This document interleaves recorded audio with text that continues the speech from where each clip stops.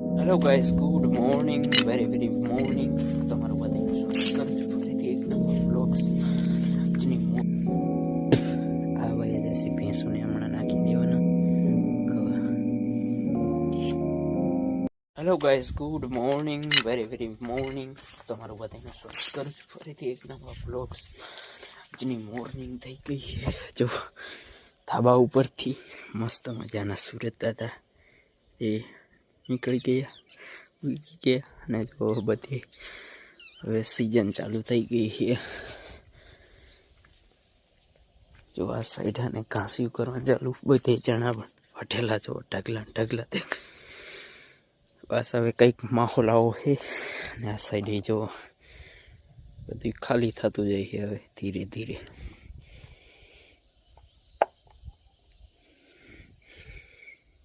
મિત્રો અત્યારે આપણે આવી ગયા હતા થોડાક ઘઉં વાઢ્યા અને ઘઉં વાઢીને થોડુંક જીરાને છે ને ઓલું કરવાનું હતું આડું ઓવળું, એટલે નીચેનું ઉપર આવી જાય ને ઉપરનું નીચે આવી જાય. જો આ જીરું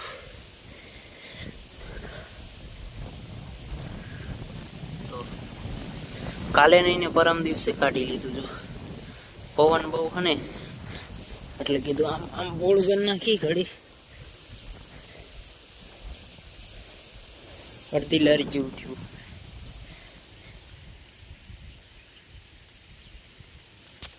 તો અત્યારે આને હેઠેથી કાઢતા હતા આમ કરીને હેઠે ઉપર આવી જઈને ઉપર નીચે.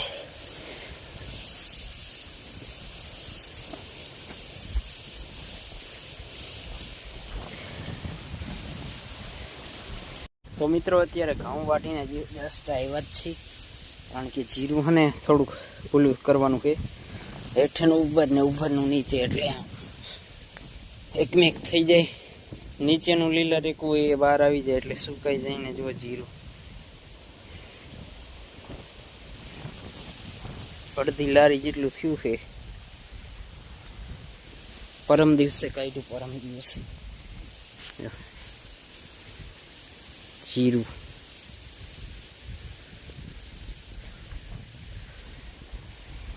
મિત્રો અત્યારે જોઈ લો સાંજ પડી ગઈ. સુરત દાદા હાથમી ગયા છે અને મસ્ત મજાના આપણે હજી નાહીને આવ્યા. અને હવે આ સાઈડ જો શેરડી પડી, શેરડીના હવે કટકા કરવાનું ચાલુ કરવાનું છે, કટિંગ. સલાખો પાથરી દઈએ, નાના કટકા કરી નાનીમાંથી નાખી દઈએ. શેરડી આ બીજી આપણું સાધન કાપો. તો અત્યારે આટલી શેરડીના કટકા કરી નાખી અને સારી કાઢી લઈ ખાવા. બાઈકની ચાલો વાત થઈ ગઈ છે કટિંગ.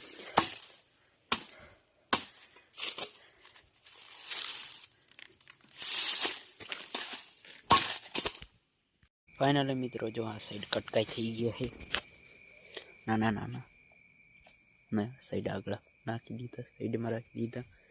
મસ્ત મજાની શેરડી એક આપણે ખાવા કાઢી લીધી. આ ભાઈ જશે ભેંસોને હમણાં નાખી દેવાના ખાવા.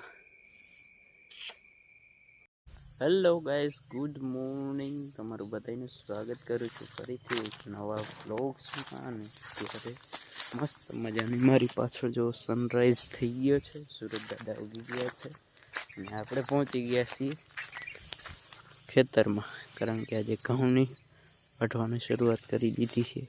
આ સાઈડ તો આ તો કાલે વાળ્યા હતા, એના તો પૂળે વાળી નાખ્યા. આ ક્યારો જાય છે આજે,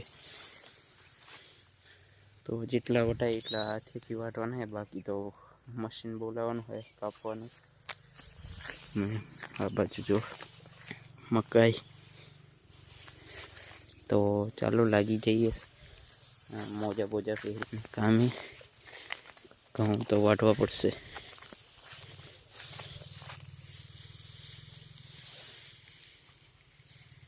તો મિત્રો અત્યારે લગભગ 5 વાગી ગયા છે ને 5 ઉપર થઈ ગયું. આપણે આ સાઈડ જો આપણું અસાઇનમેન્ટ રાઇટિંગ કરતા હતા અને આ સાઈડ એમાં ભેંસો પાડીઓ ચોળી હતી ઘડીક સરવા હાટું. તો ફટાફટ હું મારું અસાઇનમેન્ટ ઘડીક લખું, હજી તો નથી લખાયું. આજે લગભગ એક અસાઇનમેન્ટ પૂરું થઈ જશે ને એક જમા કરાવ્યું, એક પૂરું થઈ જશે અને હજી 2 લખવાના બાકી છે, એટલે એ લખવા જ પડશે. એટલે ધીરે ધીરે કીધું ચાલુ કરી દઈએ અને લખવા માંડી.